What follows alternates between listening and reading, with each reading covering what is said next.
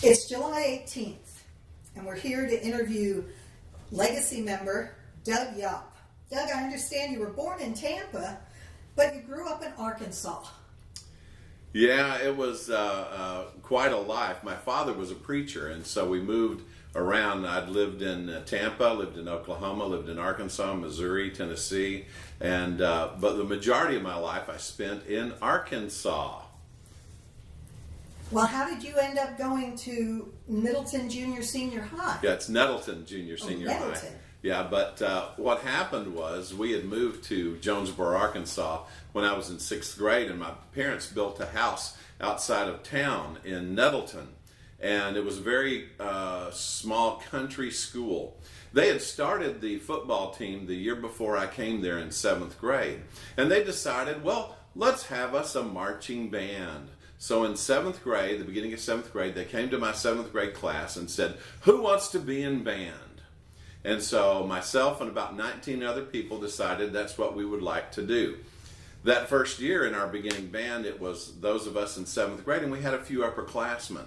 Well, the next year, we decided that we were going to become a marching band. So I'm playing trumpet. And I have to tell you, I was the world's worst trumpet player that there was. I didn't understand not to puff my cheeks out. I didn't understand that there was actually an important thing about reading the music on the page and doing what you're supposed to do. So I set last chair trumpet out of about 8 trumpet players. Well, my sister Lisa is a year younger than I, and she was playing trumpet also.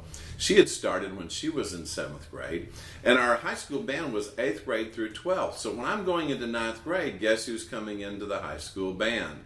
My sister Lisa. The band director, Jim Furr, came to me and he said, now Doug, we know that your sister is coming up next year and she plays the trumpet, but she plays a lot better than you. And she's either going to be first or second chair, and you're still going to be last. And I said, this is terrible. What can we do? The man had a plan. He took me over to the closet, and he'd obtained a baritone. It was a silver bell front baritone, and it was old. He said, take this home, clean it up, and try it. Well, I took it home, I cleaned up the horn, I cleaned up the mouthpiece, and the case just smelled so bad. And the silver, it was a silver baritone, it had oxidized and turned green. So I cleaned it all up, practiced on it, played it, absolutely hated it. Brought it back the next morning and I said, I don't think this is for me. He said, remember, your sister's going to beat you on trumpet. And I said, well, I'll take it and I'll try it again. So that was in the beginning of 9th grade. I started working a little harder on it, and I discovered this wonderful thing called practice. And that practice made you a whole lot better. So I started practicing on the baritone and became a little better and a little better. At the end of my 9th grade year in Arkansas, you try out for the all-district and the all-state band in about February. So I tried out for the all-district band. And to my shock and awe, I was 4th chair in the all-district band in the northeast corner of Arkansas. It was great. Nobody from my school had ever made it before. So here I am, 4th chair in the district, and the practicing after that just became like an obsession. And so I decided then and there that what I wanted to do was to share that with the kids and become a band director. So in 9th grade, I knew exactly what I was going to do and patterned all that I did through high school and college to become a band director. It was, I was influenced by a lot of different people. My high school band director, Jim Furr, who had been a professional trumpet player in New York and had split his lip at a gig and had to have his lip stitched up, and he couldn't play anymore. So he became a band director. To our advantage, he took our school, and by the time I was a senior, our high school band received straight superiors at state in Arkansas, and it was quite a journey. The other influences in my life, I went to Arkansas State University for a couple of years, and Don Minks was the band director. Many of you may know him. He was a big influence on my life, but then I decided I needed more of a challenge. So my parents had moved to Florida, and they said, well, you can change universities if you want to. So I went to University of Florida to talk to Dick Bowles, because Frank Wicks, the band director, was out of town doing some kind of clinic. And so I walk into Mr. Bowles' office, and he was a good friend with Don Minks. And so Mr. Bowles had me play some things on euphonium. And he said, we can offer you a scholarship, and I'm going to put you in fourth chair in the symphonic band. Fourth seemed to be my lucky number, because in the McDonald's All-American Band, Al Wright put me in fourth chair out of 8 euphoniums in that. So I love the number 4. But anyway, so Dick Bowles tried me out, and so I was placed in the symphonic band. Frank Wicks comes back, and we have our first rehearsal, and he sees me up there, and I know he wasn't too happy with Mr. Bowles putting me in there without him hearing me. And so we're playing along and doing some pretty difficult music. Well, he passed out the Melody Shop by K.L. King. And this girl that was first chair was supposed to be some phenomenal, great euphonium player. And so we hit the trio where the euphonium solo is, and she just can't play it. And then the guy in second chair, he gives it a shot. The guy in third chair, he gives it a shot. And it was just a massive failure on all sides. And he says, okay, well, let's take it and pass it in. And Alexis Perlman, who was the librarian for the University of Florida, said she had heard me practicing before and heard me playing a little bit of it. She said, hey, give the new guy a shot at it. And so we tried it again. I didn't miss a stinking note in the trio. And from then on, I started moving up in the section. And that's how really that I got started. And the biggest influences at the University of Florida was Frank Wicks and Dick Bowles. They were wonderful. Well, what about once you're out of college? Then what happened? I interviewed at like 8 different schools, many in the Gainesville area, and was told, no, you don't have any experience. We don't think you're good enough. You're not going to last. We need somebody that's going to really do something with our program. And so I heard that there was an opening at this place called Frost Proof High School down in Polk County. So I called the principal and set up a meeting with him, went down and interviewed. And when I got there, it was obvious that they had had a lot of people come in and interview, and he wasn't interested in anyone that had come through. And so after talking, before we finished the interview, he offered me the job, and I took it. Now, the crazy part of that is that was a week before school started. So I went right into teacher planning. He had told me, Martin Williamson was his name, he was an ex-football coach. He said, our football games start in 2 weeks.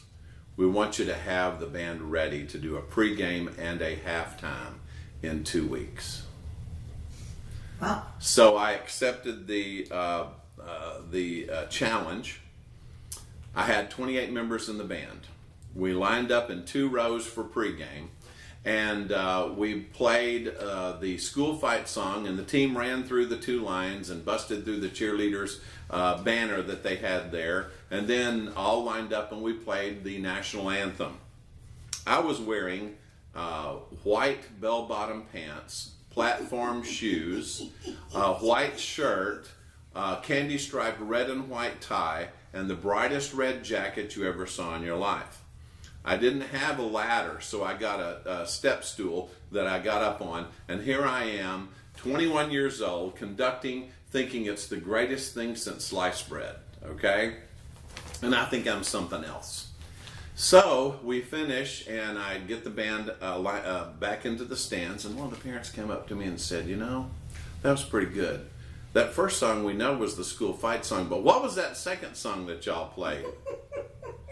And I said, well, it was supposed to be the national anthem. Now, what I learned from that is every year at every school that I taught after that, the first song that we learned was, yes, the Star Spangled Banner, and we always played it. Well, those were certainly some challenges also. After Frostproof, where did you teach? You didn't do your whole career there. Oh no, I'm the journeyman when it comes to band directors. After 3 years at Frostproof, I took the job at Eustis High School, enjoyed my time there, and then 2 years at Kathleen High School in Lakeland. And after those 7 years of doing high school band, I discovered a wonderful, wonderful thing. It's called middle school.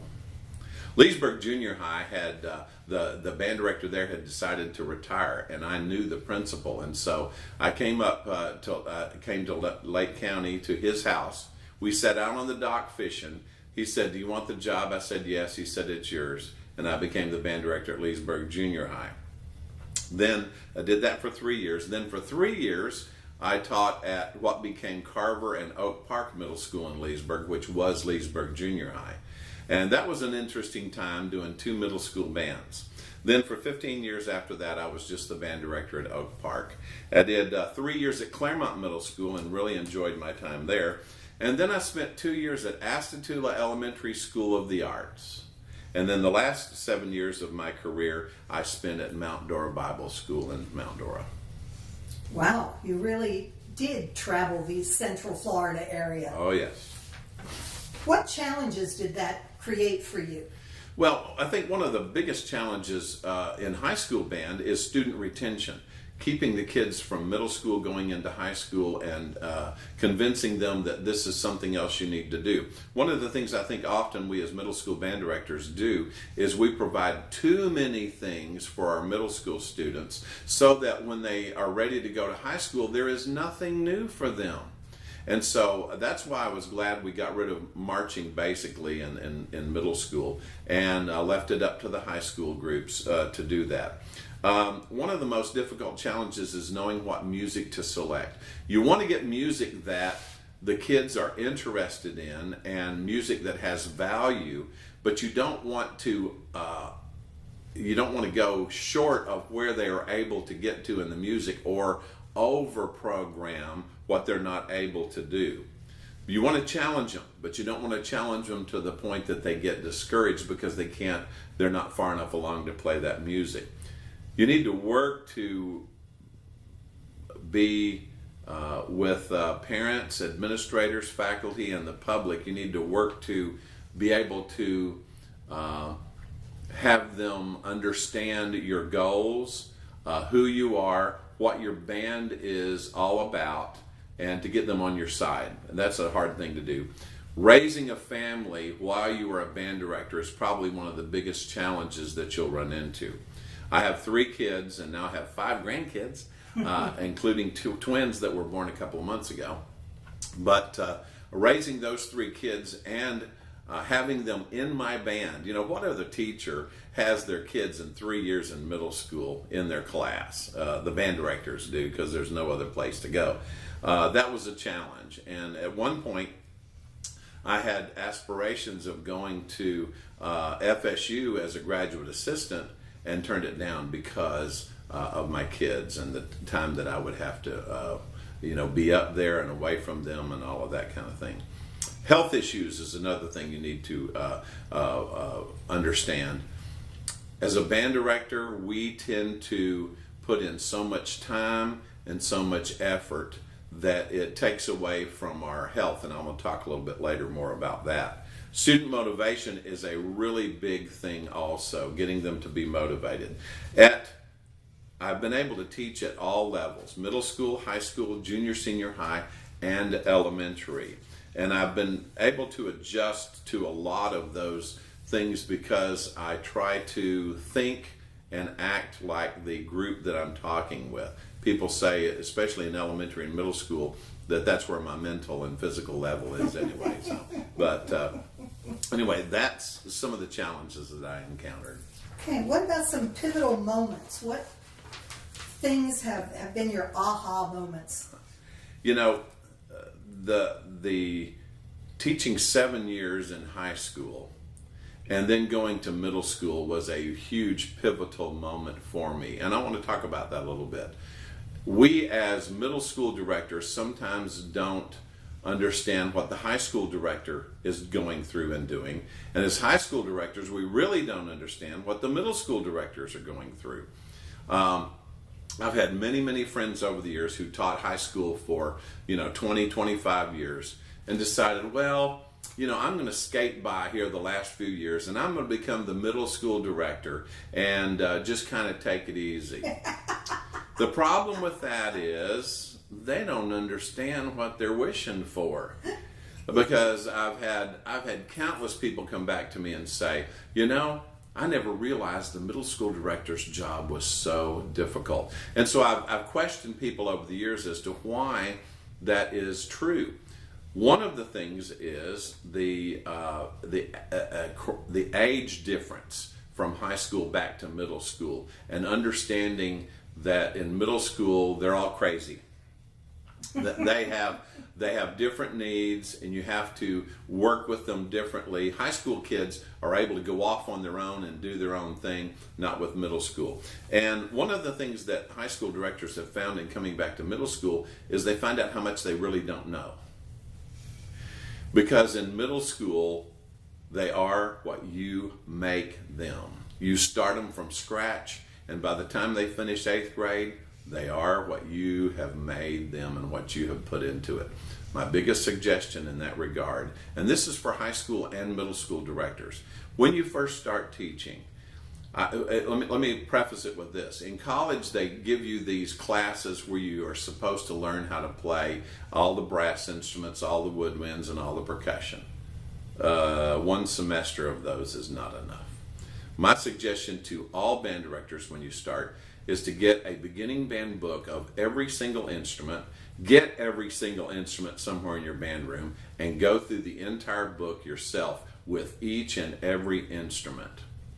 Because it will give you the ability to, when one of your kids says, well, how do we play this high E flat? Well, you say, okay, there it is, and the kid goes, whoa. And they're impressed by that. They'll start listening to everything you say if you're able to do that kind of thing. And you don't want to look like a fool in front of the kids anyway. So practice and go through all of the instruments and do that. That'll really help you. Okay, well that actually leads us very nicely into the next section, which is words of wisdom and advice for young directors or even older directors who happen to be shifting jobs. What is it like to take over from someone who was very successful, or take over from someone who was maybe not quite so successful? I've been fortunate to do both, to be able to fall into those kinds of things myself. In regards to taking over with someone who was extremely successful, you have to just do your own thing. And this is probably my best advice in that regard. Keep the things that you think are going to work. Don't change everything. Keep some things, but then change things gradually that you want to alter. If they were doing something that was really, really successful, I would try to continue that, unless it was just, against my basic philosophy. And then I would try to turn things in regard to where I want them to go. I've also gone in after someone who has actually had some real problems at the school. And in that regard, you want to change as many things. You want to change the thinking, the environment. You want to change the direction of the band. And so you do a lot of changes in that regard. One quick story about that kind of thing. When I took over at Mount Dora Bible, the band had not been very successful before I got there. And so the very first band parent meeting that we had, we were talking about the new uniforms. They had gotten with Fruhoff the year before and come up with a design for a band uniform. The jacket was perfect. I loved the jacket.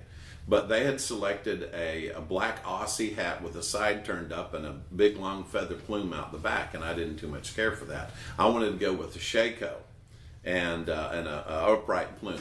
So I called Ron Yeomans and I said, no, I don't want to do this. I want this hat. So he sent me one. And the very first band parent meeting I ever had with the band parents at Mount Dora Bible, I presented the coat. I said, this is fine. Let's start working to do this. But I'm going to change the hat to this. Well, most, thought it was fine. But after the meeting, the band parent vice president comes up to me and he says, we had selected the other hat and we had this big committee and I don't think we should change. We need to stay with the one that we selected. I said, no, sir. I said, we're going to go with the one that I selected, and that's just the way it is. A couple of years later, his daughter was first chair in the state on clarinet, and we're sitting around. He had fixed this huge thing of shrimp, and I love shrimp, by the way. And we're talking, and he said, you know, I knew we had a band director when that first meeting you told me no. And I said, yes, sir. Now, that's what you've got to remember. Stand your ground. Now, there's times for compromise in all situations, but there are times when you must stand your ground for what you believe is correct. And everybody adjusted to it. Everybody loved it, and we had much success at Mount Dora Bible School. I have a couple of other things. Sure. Many rookies try to be friends with their kids. You don't want to be friends. You want to have an authoritative relationship with them in which there is mutual respect. You don't want to be their BFFs. If you try to be their best friend forever, it's not going to work.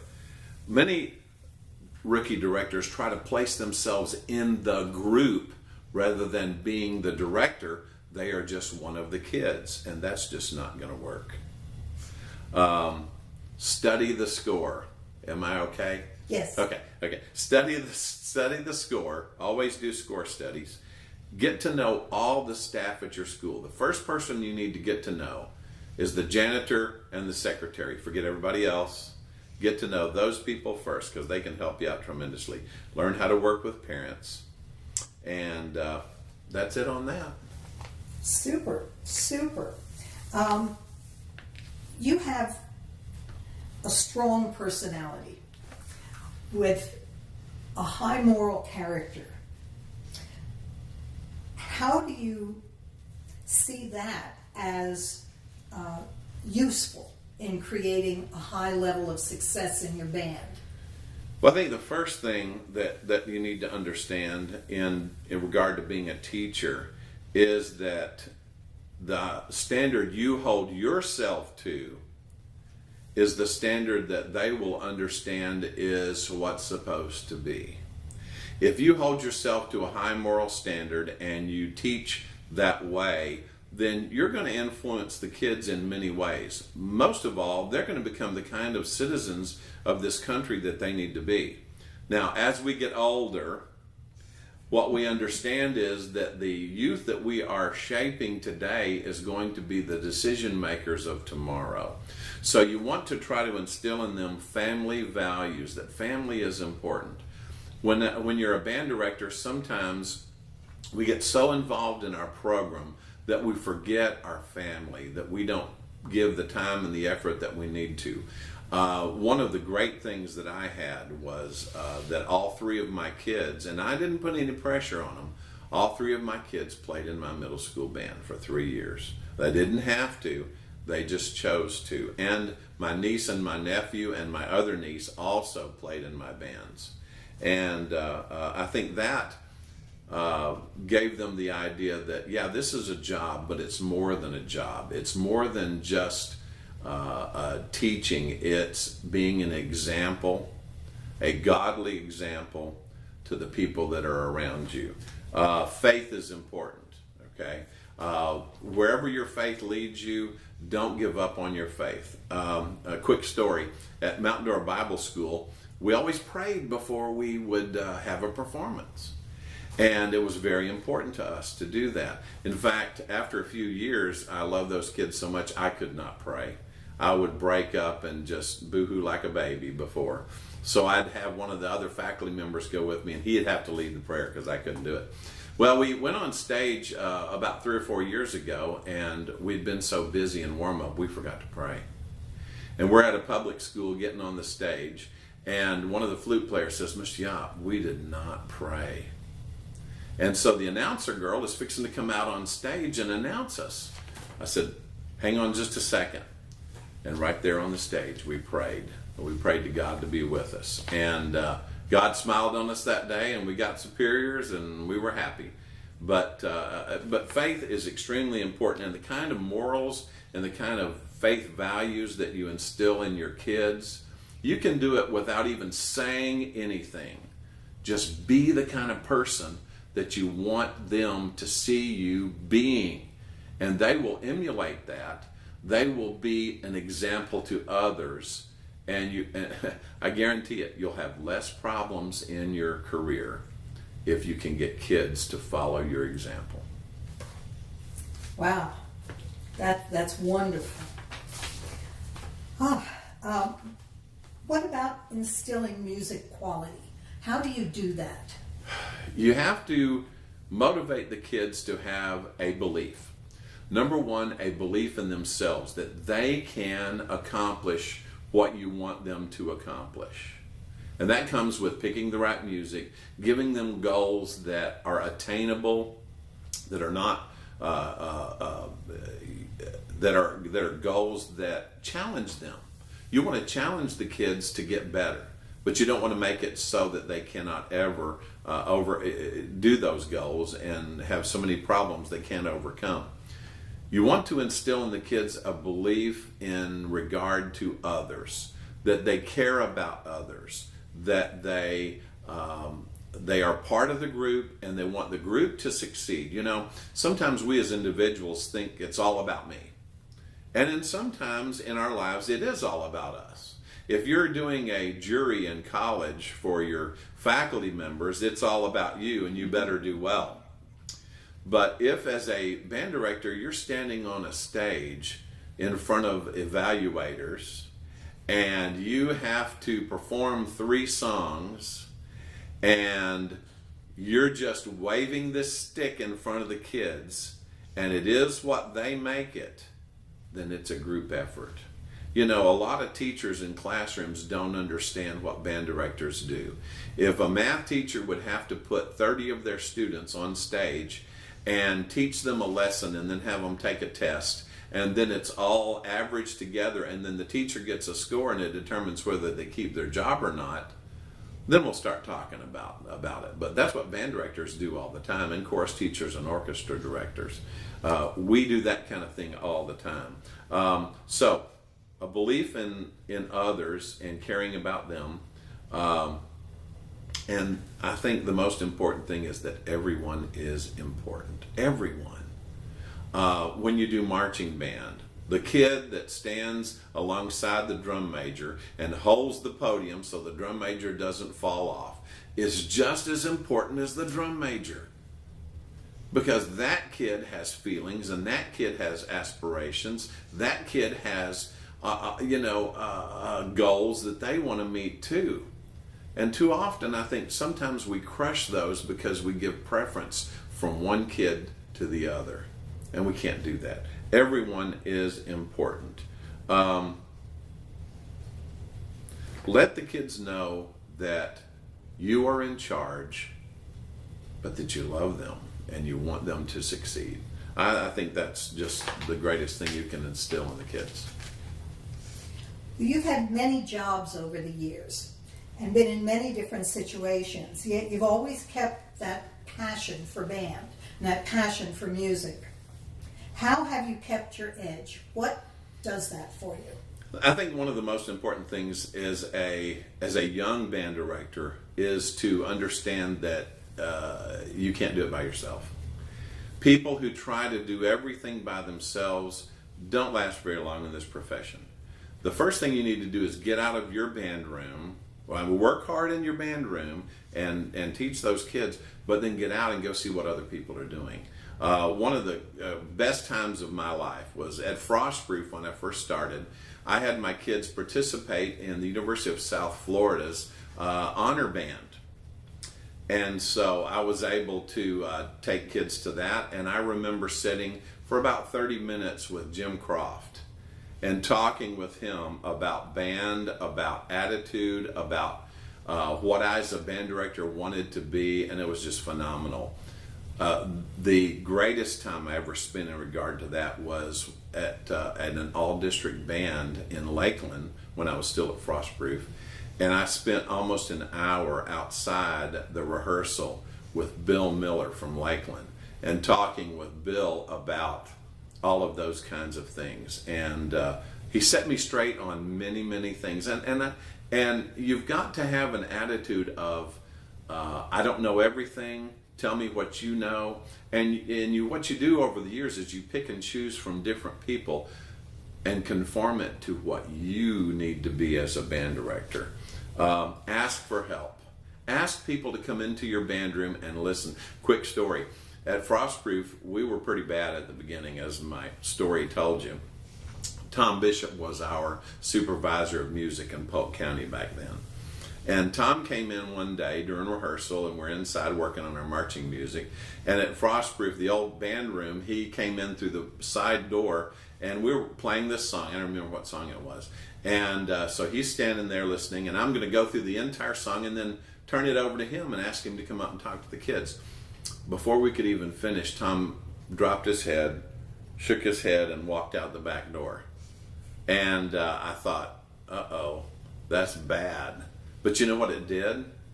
It motivated me to work even harder. And before the end of that year, after Frostproof had gone to district and made the first superior in the history of the school, my first year, the first one in the history of the school, and they, by the way, they just got one this past year, and that was, in between those times, there was nothing. And so he motivated me such that we did that, and he brought Joe Crinus into the Frostproof band room to work with these kids from the orange groves of Polk County. And we went to state that year, and it was great. You just got to ask for help. And there are so many people in this profession that will jump at the chance to come into your band room and help you and give you advice and work with your kids, that if you don't do that, you're just crazy. You just really need to get people in there. And being an evaluator at music performance assessment has helped me tremendously, because then I see other groups, what they're doing, and when you are evaluating someone else's performance, you also evaluate your own while you're doing it. Where am I? What am I doing? Am I doing the things that I'm supposed to be doing? And you learn so much. I wonder how that person was able to achieve that particular piece right there, and how well they did it. And you go ask them, and you find out. Don't be such that you just enclose yourself and think you can do it all, because you can't. Well, what do you do now that you've retired for the second or third time? Is this one real? Well, after 30 years of public school, I retired, supposedly. Mm-hmm. And then I went to work at a private school at Mount Dora Bible. Excuse me. When I first started teaching, every band director smoked or drank coffee, or both. I chose coffee, so that's what I do.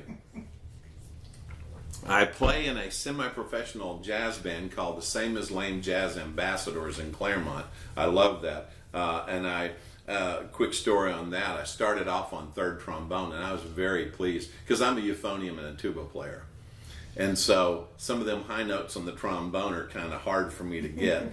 And our first trombonist dropped out, and I had to take the first trombone part. This last concert we did, I'm playing first trombone. So after it was over with, I grabbed the third folder, and I told Mr. Venezio, I said, I'm not letting this go. I'm staying on third trombone. But I love doing that. I sub for band directors. You know, when I was a band director, I never, ever had somebody come in that could actually work the band. And so I would have to leave worksheets and videos and that kind of thing. And it was just a waste of time. So I go in and sub for band directors, and hopefully I help them out. I evaluate bands across the state. I do clinics, I do honors bands, and I mentor other band directors. My best advice in regard to this is to find other interests to keep you fresh and to allow you to escape the confines of your band room. It goes with what I was saying a while ago.